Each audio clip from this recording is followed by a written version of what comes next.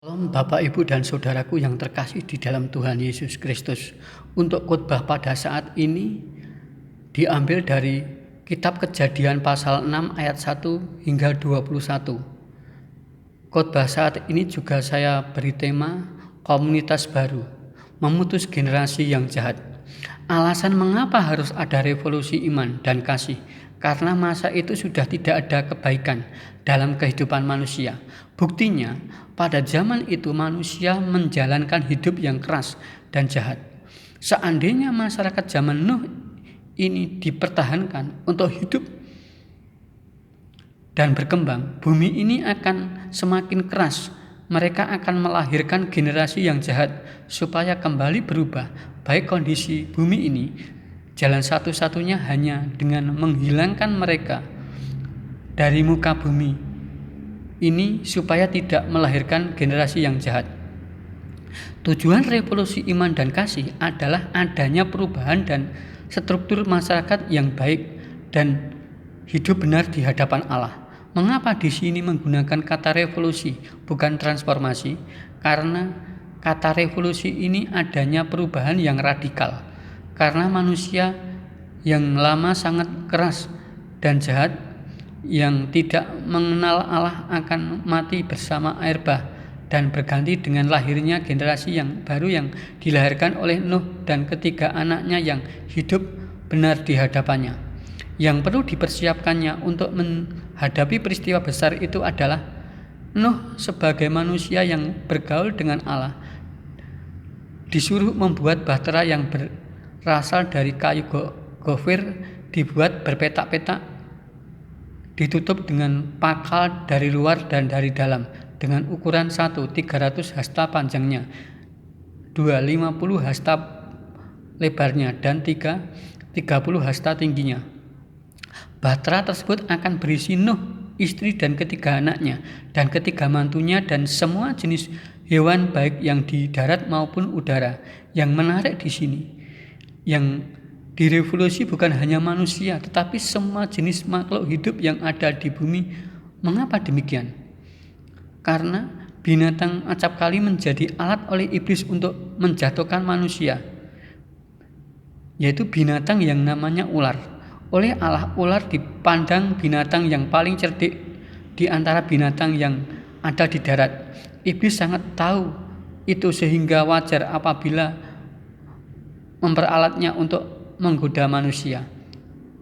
Binatang sering menjadi alat dan menjadi objek kejahatan, sehingga oleh Allah semua jenis binatang ikut dimusnahkan dan menyisakan satu pasang dalam satu jenisnya. Setelah Nuh menyelesaikan dalam membuat bahtera, lalu memilih semua jenis binatang yang akan masuk bahtera bersama dengan dia dan keluarganya. Binatang dalam ilmu pengetahuan adalah bagian dari ekosistem dan merupakan penyeimbang dalam kehidupan manusia, sehingga keberadaannya harus kita lindungi. Karena dari dulu sampai sekarang, binatang menjadi sumber konflik antara sesama, karena bisa dikomersialisasikan. Khususnya saat ini sangat marak sekali perburuan semua jenis binatang, tumbuh-tumbuhan, tempat mereka berlindung dan bernaung.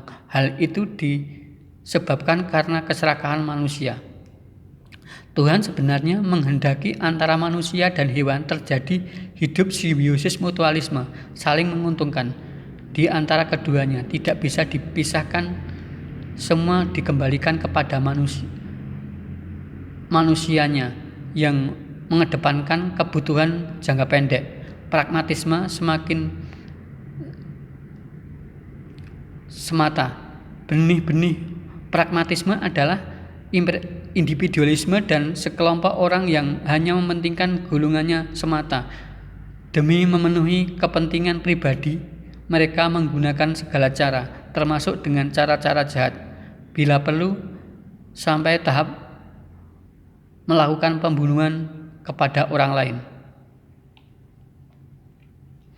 Kalau mau melihat fakta-fakta itu, kita sangat banyak sekali contoh-contoh, karena bangsa ini mempunyai sumber daya alam yang sangat melimpah gemah ripah roh jinawi, dalam bahasa perjanjian lama penuh dengan susu dan madu, baik kekayaan di dalam laut maupun di darat, sehingga banyak negara-negara khususnya Eropa yang terkenal dengan negara imperialis seperti Portugis, Belanda, Spanyol ingin menguasai sumber daya alam Indonesia ini.